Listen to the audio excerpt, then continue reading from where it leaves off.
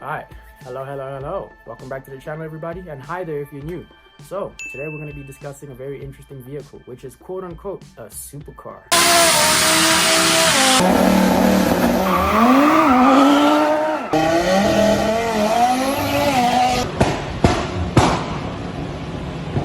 So, the Audi TT. The Audi TT has had 3 generations, and it began production in 1998. But the first generation was a boring slow car meant for hairdressers and receptionists, so I'm not covering that. So this takes us to 2006. So in 2006, the Audi TT 8J was the first TT to come out with an S-line. The S is meant for sports, so the TT was officially getting sporty. The S-line was an additional package offered by Audi straight from the factory. It made your regular TT look like an RS car, but it didn't change any of its performance. It was like stuffing a sock into your pants. Didn't do much, just added a little bit of a visual flair. So, the package sold so well that in 2008, Audi introduced the first official Audi TTS model as an individual model that stood on its own.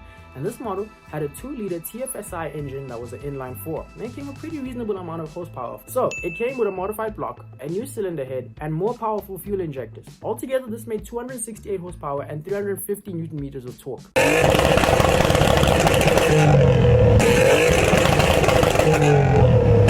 So, to complement the power plants in the TT, Audi gave it a 6-speed closed-ratio manual gearbox or a 6-speed S-tronic.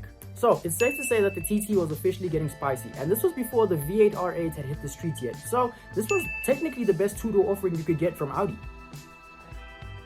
So, when it comes to interior options, you had the choice of heated leather or Alcantara seats. But if you were willing to pay a little bit extra and cough up some of that good old ka-ching, you were able to get the B7 RS4's Recaro bucket seats that made you feel like you were in an actual race car. In the TT, when it was still meant for hairdressers. Damn good deal. This generation of the TT also came with the Audi RS4's Sport button that would deepen the exhaust note, making it sound more aggressive, and sharpen the throttle response so that when you put your foot down, you get an instant response. And since this new TTS came with Quattro all-wheel drive as standard, it was quite rapid and got off the line pretty quick.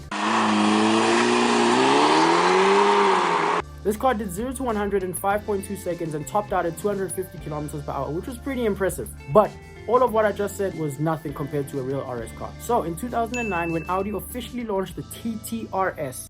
So before we get into it, this video is going to have a lot of technical jargon and engineering yap, because you just can't talk about Audis and what makes them special without getting into all the technical bits and the engineering behind them. It's not like other cars that are fueled by soul and passion. These are tiny 5-cylinder engines putting out incredible amounts of power. It's just engineering. Like, I can't explain it any better. So yeah, warning has been given.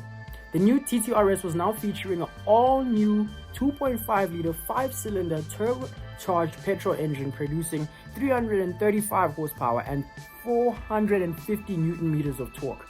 Incredible. So, a little bit of context. All the way going back to the original RS2 Avant, all of Audi's RS cars have been built in one factory in Nuxalem, Germany. But with the TTRS, it was the first vehicle to ever be assembled outside of this plant. The regular TT, the TTS, and the TTRS were all individually assembled in one factory in Goya, Hungary. Hope I pronounced that right. So, thanks to the all-wheel drive system, the new TTRS was absolutely rapid. It sprinted from 0 to 100 in 4.5 seconds. By the way, this is in 2009, before the V10 R8. Okay, 0 to 100 in 4.5 seconds. This car topped out at 250 kilometers per hour, but it turns out it was electronically limited by Audi. And if you asked very nicely, which just means you're willing to pay extra, they could rise that up to 280 kilometers per hour. Damn good deal. And if you're willing to pay more again and ask nicely at an aftermarket tuning shop, you could get that up to 310. Damn good deal. In a TTRS. In 2009. This was before Waka Waka, bro. This was before the World Cup.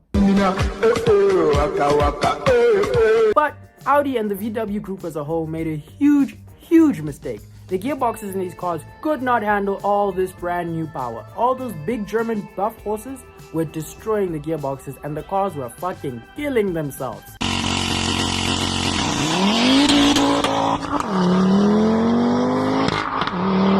So, to right their wrong and correct their mistake, in 2010, the 7-speed DSG engine that we've all come to know and love was introduced, and it was now capable of handling, and in fact, shit, it handled it with ease. It was able of handling all that power. And all the power an aftermarket tuner could throw in there additionally was still less than what the GSG could handle. And honestly speaking, the DSG was quite the gearbox. It was really the turning point for all of Audi and VW Auto Group's cars, where they went from being boring cars for receptionists and hairdressers into the drag racing beast we know them for today. Some interesting cars that have the DSG in them. Are you ready? Are you ready? Are you ready? The RS3 and the Golf 7. I will not say more. Those two cars alone prove that the DSG is one of the best gearboxes to ever exist. Go fight your mom about it, bro.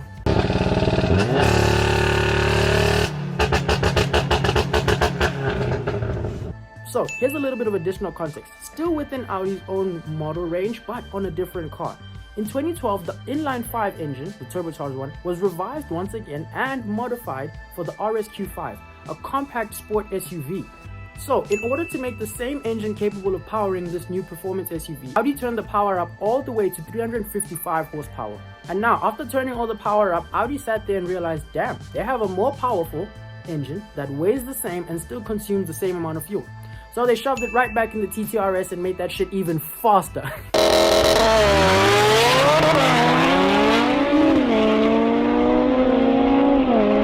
So now that the TTRS had the new revised engine, it now sprinted from 0 to 100 in 4.1 seconds and topped out at 280 kilometers per hour. The brand new TT8S was introduced and it was absolutely amazing. Personally, it's my favorite edition of the TT. The new 8S was incredible. It had beautiful styling and an interior straight out of the Audi R8. It even got the new steering wheel that is very, very, very similar to another German brand.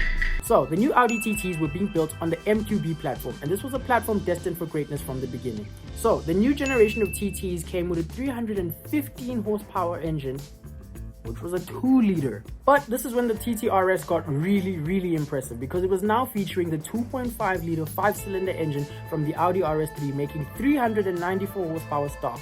It's the world famous DAZA engine. They finally put it in the TTRS, and it was really an engine that was meant to be there.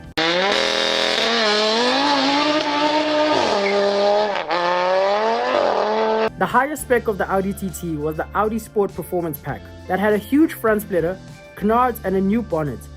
It also had a carbon fiber wing, and the iconic edition was pretty much the same thing. Alright, so now that we've got the information and the boring statistics about the stock TTRS out of the way, let's talk about why the TTRS is my favorite Audi. Are you sure about that? Yeah, it's pretty much my favorite Audi, and why I think it's personally going to become one of the best cars we've ever seen, and is definitely going to be a future classic. And we're also going to discuss the best cars in the modified scene. So in South Africa, the lore and the hype around the TTRS is being fueled and managed directly by the tuners and the companies building these cars. So here are some of the best tuning shops building TTRS in South Africa, and here are some of the fastest examples of the cars that they've built. Alright, so here are the names of some of South Africa's best TTRSs. Hamas TTRS. Oh, absolutely incredible. I've seen this car in person one time and I was speechless. Dark Knight DAZA. Oh, another one. Just go down to the Rock Raceway, see for yourself.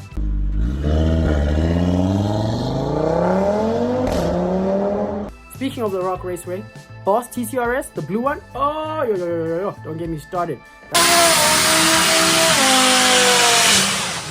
That car is incredible. Owner is incredible. It's a wild one. I've never seen someone go to another African country to hand out dabs, but the man did it. So easily one of the best. Viper TTRS is the green one, absolutely incredible. Ross TTRS down in Cape Town is also incredible. Atom TTS is the only TTS to make it onto this list, and the blue one, Atom TTS, is absolutely incredible. That's another incredibly fast TT. That car blew me away when I saw it at Midval. Top tier cars right here.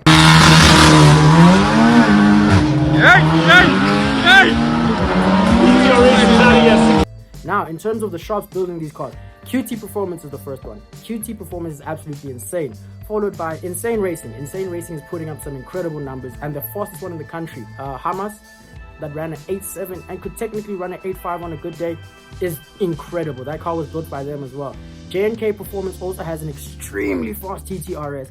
Alright, so I know there are some other TTs and TTSs and TTRSs in the country that are really fast, but there's two conditions. If I haven't seen the car run in person, I'm not going to include it on the channel, and if I haven't spoken to the owner or DM them on Instagram, I'm not going to include it because I have no connection to that car, haven't seen times, haven't seen slips, haven't seen anything. So if you've got a fast TTRS, then send me a message. My Instagram is going to be right here. Just send me a video, send me some slips, and I'll see it for myself, and I'll be like, damn, this car is really fast. But if you don't have one, so I'm going to start this off with one car that's shrouded in a lot of mystery. Atom TTS is not an RS. It is a TTS with the inline 4-cylinder. But this car is so fast and performs so well, 90% of the people that see it immediately assume it's an RS. And if you've ever seen this car run in person, you can hear the difference. So why are you still assuming it's an RS? And the owner has never claimed to be an RS. I've spoken to the guy, he's really cool, he's really nice, and he says it's an S. Because it is.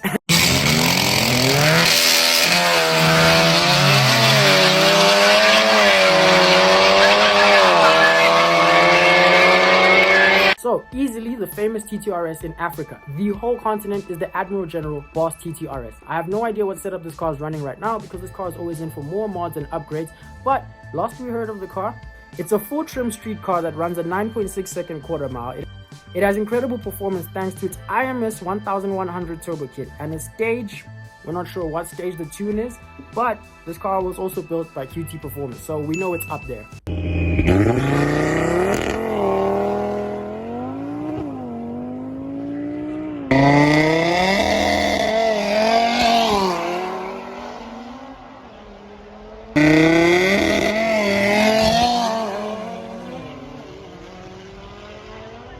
So, the next car on our list is Dark Knight TTRS, which is a 2024 TTRS tuned by Insane Racing. This car is running full bolt-ons, intercooler, water meth, intake, forged motor, a new engine and transmission mounts.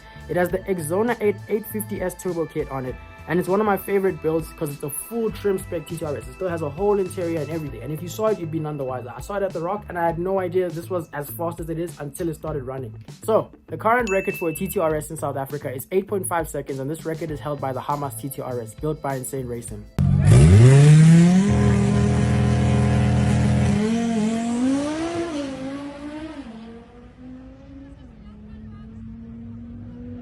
So, Hamas is the TTRS that separates the boys and the men. This car is absolutely incredible. It's running 1,100 horsepower thanks to its Exona turbocharger.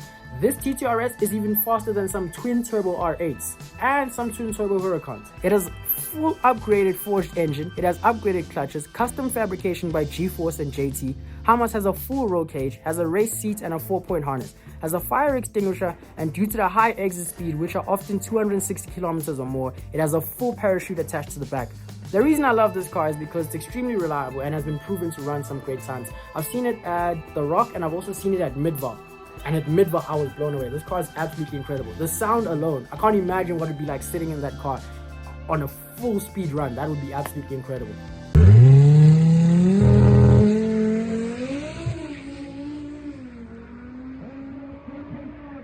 But since a lot of guys in the car scene are extremely secretive with the mods they're running and the tunes they've got on their cars, you can't really get a lot of information and you can't get a lot of exact specs. But I totally understand it.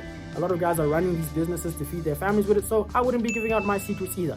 But from what I can tell and what I can configure on my own, if you put down 1.2 million to buy yourself a brand new or a relatively new TTRS, and then you put down another 300, maybe 500k to build it up, you could be running low 8s, like 8.5, 8.6. Okay, that's high 8s. You could be running high 8s with your own TTRS really soon. Make sure you go to one of the shops mentioned. Also, every shop mentioned here is one of my favorite. I'm a really big fan of the guys and the work that they do, especially in the sense that they put it on for South Africa's car scene. Alright, so if you watched all the way, thank you for making it to the end. Please remember to like, share, and subscribe. Standard YouTube stuff. This video was inspired by the passing of One Stock Andre and his incredible Audi TTRS. I'm not going to cover his one here. I'm going to make a full length, like 10-minute video just talking about his car because his one is pretty up there in terms of globally the builds that have been done. His one is one of the fastest and it's really sad to see him go out like that. So this is like a little tribute video that's coming up for him. And for everyone else who was mentioned in the video, those are cars I really like in South Africa. Those are cars I'm really impressed by. And the shops that I mentioned here are some of my favorite shops. They're really incredible. So yeah, thanks for watching. Please remember to like, share, subscribe. And if you're interested in seeing what other car we should cover next, please drop a comment below.